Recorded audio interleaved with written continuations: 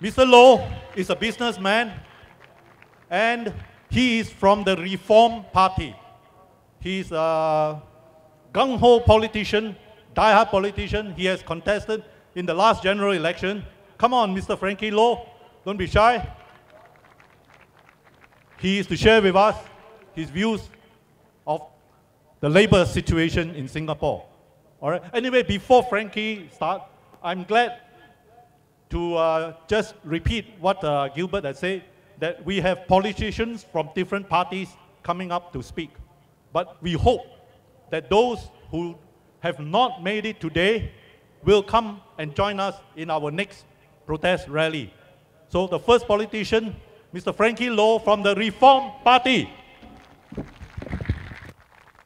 Today is a historic Labor Day because of the passing of our late founding Prime Minister Lee Kuan Yew.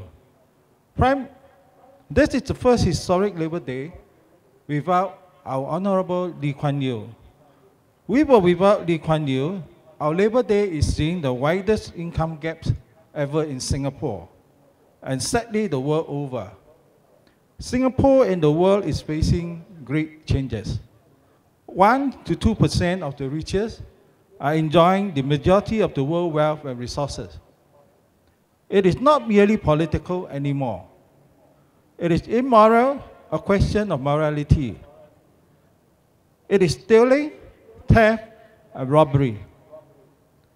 It causes most terrible suffering and negative consequences to workers who provide the labor to make the rich richer and get nothing out of it.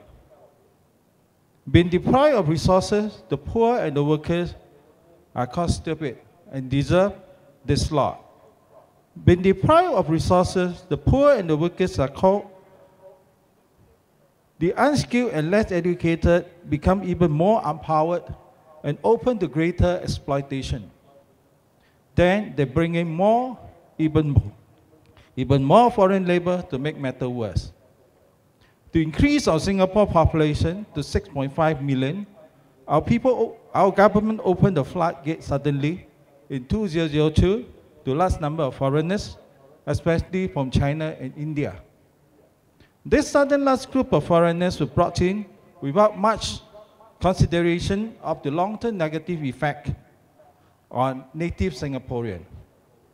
Too many and too soon were the foreign workers brought in, and in 1990, 4 out of 30 were foreigners. In 2012, 12 out of 30 were foreigners, all over a span of 8 years. How about now? What is the latest figure? Foreign workers were brought in not in a calibrated and measured manner. Between 2006 to 2008, 11,000 new HDB flats were built as compared to 110,000 permanent residents and new citizens in 2008. It is this uncontrolled demand that led to the skyrocketing price of resale HDB flat. This further contributed to a broken transport system with overcrowded buses, train, bus stops, and MRT platform every day. As a result of the overloading and wear and tear issues, our MRT system broke down frequently over the past few years, with the most serious recently. It is also very easy getting into Singapore without having to familiarize with our country and having to pass a language proficiency test or whatsoever. Some Chinese nationals got their permanent resident status within 2 months. According to Ministry of Home Affairs, 2 out of 3 PR applications were successful. When these foreigners were brought in, Singaporeans were left to mingle with them, thereby causing conflicts and friction resulting in damage to our social fabric. Singaporeans need to compete with foreigners on unequal terms. The CPS system has also proven to be inadequate to support them through the twilight years, as the CPF are all utilized to the purchase of houses. CPF should be used as a retirement fund or pension as planned during the British rule. And our Singapore government must give the right and the choice to the 55 years old and 65 years Singaporean to decide how much they want to save and how much they want to take back. This historic day, Labor Day in Singapore, we have become a grand hotel for super foreign capitalists. Our duty is just to serve them. We educate our children just to serve them. We invest in our CPF money in foreign companies for them to make money. But our own people lose out in many ways. We have brought back neo-colonialism. We are subjects, and foreign interests are our masters.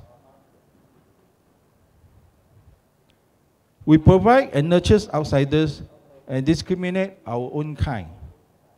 Internet has brought great benefit, but also been responsible for the importance of social media. Recently, many young people got into trouble because of the internet. Amos E., a 16-year-old bright, intelligent boy who had done video recording on Christianity and the late Lee Kuan Yew. He spent a few nights with remand, and when built up by a kind soul, a PAP activist immediately filed a police report against him. Why is our Singapore government so afraid of him? Then we have a young couple who runs the Real Singapore website. They have also been charged in court for sedition.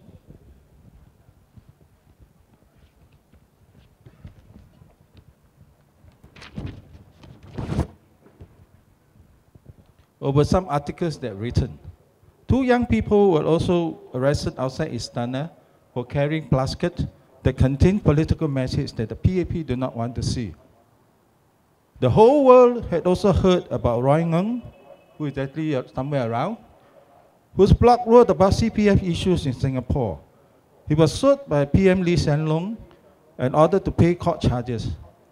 He raised funds on internet to fry off his lawyer fee and to pay his fine. Why is our Singapore government so afraid of him? Where is our democracy and freedom of speech? So what are we going to do about this? Are we ready to face all these problems? You can see that the PAP are not completely ready. They are just buying boats using our money. We need to have a stricter immigration and foreign workers policy. This must be done in a calibrated and measured, exercising control and restriction. Our infrastructure must be done first to be able to accept 6.5 million people. It must be made harder for foreigners to come to Singapore. The native Singaporean must also not be neglected. We also need a minimum wage system. Our Singapore government had long rejected the minimum wage system and leave it to the private sector to determine a salary is fair, effective, and reasonable based on the performance and the profits of the company. Minimum wage is a fairer system where all employees will know how much they are getting per hour in different grades. Hence, there will be no disparity in salary. Next, we must reform our CPS system and return the power and right to Singaporeans to decide how much they must save and withdraw at the age of 55 and 65. MediSave must be increased per year for those chronically sick. Right now, they can utilize $400 a year, and at the age of 65, $650 per year for purchase of the medical medicine. This is insufficient. Our CPF must not be used to buy houses. It must be used as a retirement pension as passed down by the British rule. Our Singapore population are matured, disciplined, and law-abiding. And yet our government do not trust us. These need to change. Housing must be made more affordable with high quality. In the 60s and the 70s, the then HDB chief Lim Kim San built many high-rise, low-cost apartments from rural shophouse building and kampong. This transformation saw HDB flat as the main source of housing for Singaporeans. However, in the 80s and the 90s, we had Mabauton as the HDB chief, where he scrubbed our HDB policy. From 2006 to 2008, only 11,000 new HDB flats were built, as compared to 110,000 new permanent residents and new Singaporeans.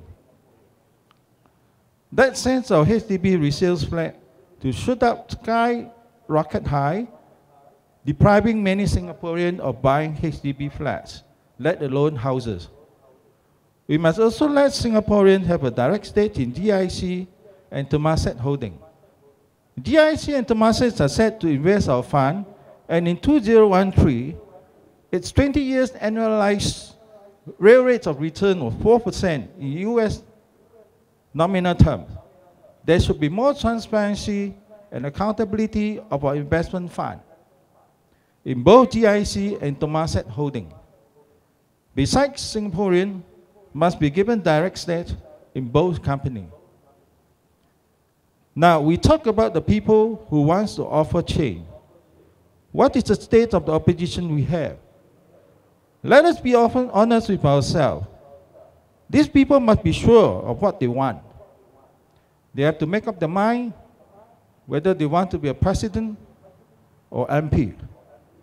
Have you heard of people who wanted to be a president and then MP? There are others who want to solve the problem to hunger strike. This is not India. This is Singapore. Other top opposition do not want to be the future prime minister if possible. It is also strange that they do not want a two-party system. Why then be in the opposition politics? Don't get me wrong. The opposition and the workers in Singapore want a change. We all need an alternative to the PAP. All this will bring great benefit to us Singaporeans, but right now we are underperforming and not getting the best of ourselves. We want change. Who doesn't want change? What we want to talk about is how to achieve these changes. We had countless speeches, countless books about what we can do and how bad the PAP are. But we need to tell ourselves how to achieve change. What are the steps to take, and who are the people we have that can effect these changes? Who can provide the brains, provide the leadership and the character? It is important to look for new and fresher talent in the opposition. It would seem that in some opposition party, the people have very short memory and quickly forget that the party is not moving on to nurture new talents, not tainted, not blackened by the hunger strike, by the megaphone incident. Where are the young and the new talented? Where are the new bloods? The opposition was mishandled a highly talented young opposition politician, Nicole Seah. Nicole said that she was mishandled by her colleagues. How could that have happened? It has caused her to leave the opposition scene, and I hope not for long. Abraham Lincoln said, you can fool some people sometime, but not all the people all the time. We cannot fool Singaporeans that we can go around saying that we are not interested in a two-party system, or rather a two-party state, and not wanting to form an alternative government. But freak results can happen, and the combined opposition seat can be more than PAP, and yet the opposition is not ready to form the government. On this historic Labor Day, we have to be honest to the workers and Singaporeans to depend on us to lead them and make it clear that what we can do and what we cannot do. Don't fool all the people all the time. That is the situation in Singapore in this post-LKY era. Yes, people want a change. Yes, the conditions for change are right. But we need to have a good method, a good strategy, and the best people to make sure that the workers enjoy the fruits of the labor by voting the opposition. Let us not pretend. In this highly educated, developed, and affluent Singapore, can we offer a far better alternative to the PAP than our traditional opposition? Yes, we can. The first step is for all opposition parties to sit down and talk. We have surely a third force after the PAP and the traditional opposition. Another group of able people are waiting in the wind for the media term. The new modern opposition. Let's all opposition parties work toward achieving and forming this new modern opposition.